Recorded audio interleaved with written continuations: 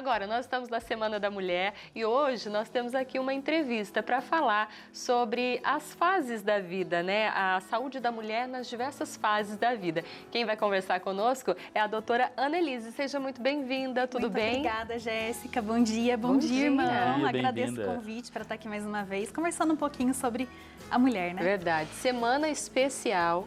E aí eu quero começar perguntando o seguinte, desde cedo a gente tem o hábito, quer dizer, deveria ter, né, de ir para o médico. Logo cedo os pais conduzem as crianças ao pediatra.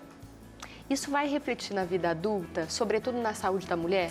Com toda certeza, Jéssica. Na verdade, até antes do bebê nascer, né? Durante a gravidez, a gente sabe que tem doenças que a criança pode repercutir na vida da criança lá na frente, né? E na primeira infância também não é diferente. Então, assim, desde o começo, com a introdução alimentar, né, que o pediatra começa, que ele orienta a oferecer as frutinhas, os alimentos, de preferência alimentos não industrializados, tudo isso pensando lá no futuro dessa criança. Que já vai refletir nisso. Então, por exemplo, aquela criança que se alimenta de muito industrializado, gordura, muitos alimentos processados com aquela gordura saturada, muito açúcar, pode refletir lá na frente, com obesidade, com diabetes, até podendo vir a desenvolver um dia um câncer de mama, porque está relacionado com diabetes, com a obesidade. Então, isso tudo tem relação. Nossa. Muito bem, doutora, e sempre importante estarmos falando acerca desse tema, né? Porque sabemos que a vida é dom de Deus, nosso corpo ele é um templo do Espírito Santo, então nada melhor que cuidarmos da nossa saúde. E nessa Semana da Mulher é muito especial, muito importante estarmos falando para as nossas queridas telespectadoras sobre esse cuidado com a sua saúde. E uma pergunta também, geralmente no tempo ali de maturidade, né? Essas primeiras transformações mais bruscas, mais radicais no corpo das meninas é um momento que gera muitas dúvidas, muitas inseguranças, momento de muita timidez também. E quando chegar essa fase, como que deve ser a conversa em casa ali dos pais e responsáveis com as meninas? Isso. Essa fase que a gente chama de puberdade, que é a fase que tem um estirão de crescimento, que a criança cresce repentinamente e começa essas alterações no corpo, né? De pelos, alteração, o brotinho mamário que surge.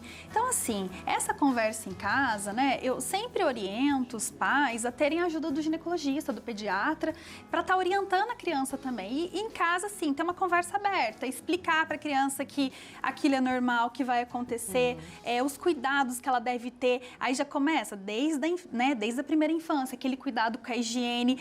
E nessa fase, mais importante ainda, a menina ter essa consciência da higiene íntima. Então, assim, em casa, a mãe deve sim conversar com a criança.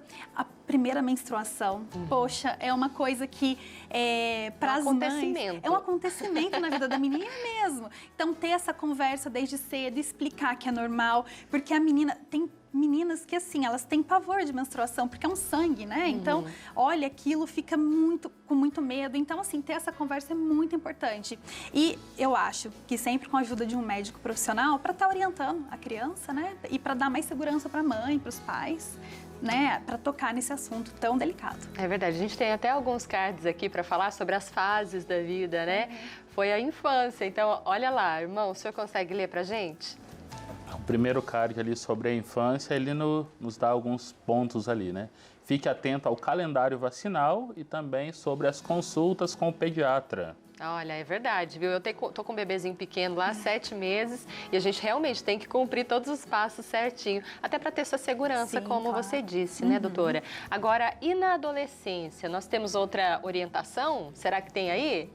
Na adolescência temos mais alguns pontinhos ali sobre as transições do corpo, a fase de dúvidas e inseguranças e também o início das consultas com o ginecologista.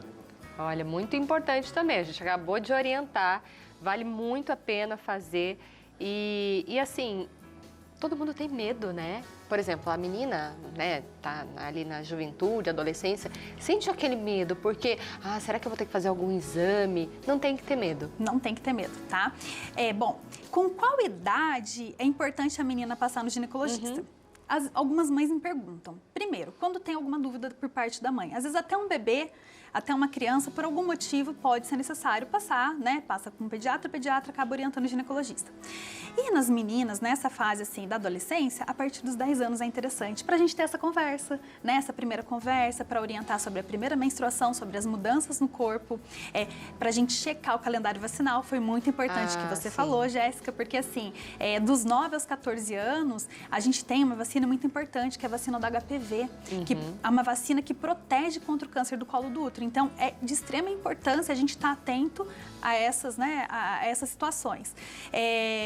Então, é isso. A mulher, a partir dos 10 anos, eu acho que todas as meninas deveriam começar a ir no ginecologista. Então, primeira consulta, o que é? É conversa. Eu gosto de deixar o paciente bastante à vontade, a gente conversar, eu perguntar algumas coisas, né, assim, em relação à higiene íntima, como eu falei, ao tipo de roupa íntima que usa, tá orientando sobre, né, a higiene da roupa íntima, isso é muito importante. E após fazer uma avaliação, né? Numa criança, num adolescente, não é igual um exame ginecológico de uma mulher adulta, né? Que já tem filhos, enfim, que já é casada. Não, no caso da criança é uma inspeção. Vou ver o quê? Se aquela paciente, se ela tá com os marcos da puberdade em acordo. Se ela já tem um broto mamário, se ela já tem os pelos, que a gente chama de pubarca, que é o início dos pelos pubianos nas axilas, pra gente checar todas essas alterações, saber sobre a menstruação e dar, né, toda a orientação que ela necessita. Olha, muito interessante. E tem outras orientações que vamos acompanhar, não é, irmão? Muito bem. Já na nossa fase 3 ali, sobre mulheres jovens e adultas, já tem alguns pontinhos também sobre a maturidade corporal, a fase reprodutiva feminina, as visitas periódicas ao ginecologista e também os exames preventivos. Olha, e quando as mulheres são consideradas adultas, doutora? A partir dos 18 anos, né? Alguns falam a partir dos 21. Tem uma diferença aí entre a Sociedade de Pediatria e a OMS, né? Sim. Mas a partir dos 18 anos a gente considera a mulher adulta, que é quando ela tem o desenvolvimento completo dos caracteres, né, dela sexuais, né, do desenvolvimento completo sexual dela. E quais são os cuidados para essa fase? Bom, então assim, aí já começa aquela, talvez, em alguns casos, aquela consulta com o ginecologista mais rotineira, anual, né? Coleta de exames preventivos, como o Papa Nicolau, que é um exame que faz o rastreamento do câncer do colo do útero. Depois, aos 40 anos de idade, a gente já começa a entrar aí com esse rastreamento do câncer de mama e pensando aí na mamografia. Então, a partir dos 18 anos, né, a menina acaba tendo uma rotina ginecológica mais habitual. Entendi. Muito bem. Doutora, aí quando se fala sobre a saúde da mulher, um dos assuntos muito comentados também é sobre o famoso relógio biológico da mulher, né? Terrível. Sim, e muito se fala que o relógio biológico da mulher ele é implacável. E isso é realmente verdade? Gostaria que a senhora comentasse um pouco a respeito disso. Isso é verdade, irmão. A mulher, a gente nasce mais ou menos de 1 a 2 milhões de óvulos, que ao longo da vida vão diminuindo. Então, até os 30 anos de idade, a mulher perde 90% dos óvulos dela. Nossa. Então, realmente, o relógio ele é implacável. Então, não é que a mulher, a partir dos 30 anos, não vai conseguir engravidar, mas a tendência pode gerar uma dificuldade, né? Porque aumenta as taxas de aborto, diminui a fertilidade por essa diminuição, né, dos óvulos mesmo, então é implacável. Meu Deus, isso é não sério? Tem como, é sério, isso é real. Oh, meu Deus do céu. Agora vamos para a fase 4, irmão? Olha lá. Muito bem, na fase 4 já ali para aquelas mulheres que estão dos 40 anos para cima ali, que aí são alguns pontinhos destacados sobre a menopausa, a prevenção ao câncer de mama e também as alterações hormonais. O que é importante a gente observar nessa fase da vida, com 40 anos? Vai ser uma fase que, por volta dos 40, às vezes não necessariamente aos 40, a mulher já começa a ter alguma mudança, né? Por conta das oscilações hormonais e até da ausência hormonal, né? Que ela vai ter uma parada de produção de alguns hormônios. E nisso pode implicar bastante na qualidade de vida da mulher. Então, assim, aqueles calorões, né, famosos, sintomas da menopausa, alterações de humor, irritabilidade, perda de memória, insônia. Então, nessa fase, a gente já começa a ter essas alterações, além do ganho de massa, de gordura na região abdominal, né? E isso acontece por volta dessa faixa etária, porque a mulher brasileira ela entra na menopausa em média aos 47 anos, né? Algumas antes, outras depois. Hoje, dos 40 aos 55 anos é considerado normal a faixa para entrar na menopausa, mas algumas mulheres acabam entrando antes e é uma fase com muita repercussão na qualidade de vida da mulher, como eu falei anteriormente. Então, a gente tem que, né, assim, de acordo com os fatores de risco, com os sintomas daquela mulher, pensar, de repente, em algum tratamento para ela. Até, Jéssica, é interessante que está tendo uma lei, eles estão, né, tramitando uma lei aí, no Senado foi aprovado, para ter um controle, não controle, mas um cuidado maior com a mulher na menopausa. Olha só. Então, fazendo capacitação dos profissionais médicos para cuidar melhor dessas mulheres na menopausa, porque muitos médicos têm medo da reposição hormonal. É verdade, né? a gente ouve isso. Isso, porque a reposição hormonal, ela teve um estudo muito grande, por volta de 2002, que mostrou que aquelas mulheres que faziam uso de determinada reposição hormonal teve um aumento muito grande do câncer de mama.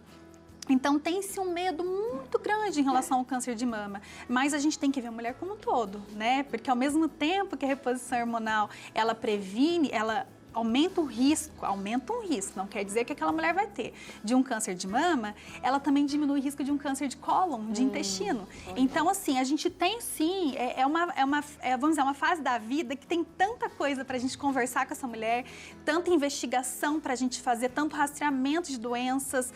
Por exemplo, aos 45 anos, a gente já começa a introduzir a colonoscopia como um rastreamento do câncer de intestino.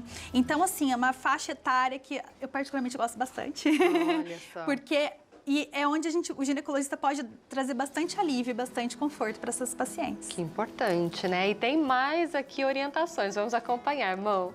Muito bem, e o nosso próximo card de orientações já são para as nossas queridas mulheres da terceira idade. E alguns pontinhos que são o seguinte: as consultas com o geriatra, os cuidados preventivos com a diabetes, a hipertensão, a osteoporose e também as doenças cardiovasculares. Olha só, quanta coisa a gente deve cuidar, não é, doutora? A mulher é complexa. É verdade. E por isso, gente, procurar profissionais capacitados para ajudar em cada fase da vida. Muito obrigada, doutora Annelise, pela vinda aqui. Eu agradeço o convite. Obrigado, e agradeço o doutora, sempre esclarecimento aí bem-vinda. para as mulheres. Viu? Partilhar conosco. Com Um abraço certeza. pessoal de Cruzeiro, não é isso? Mesmo.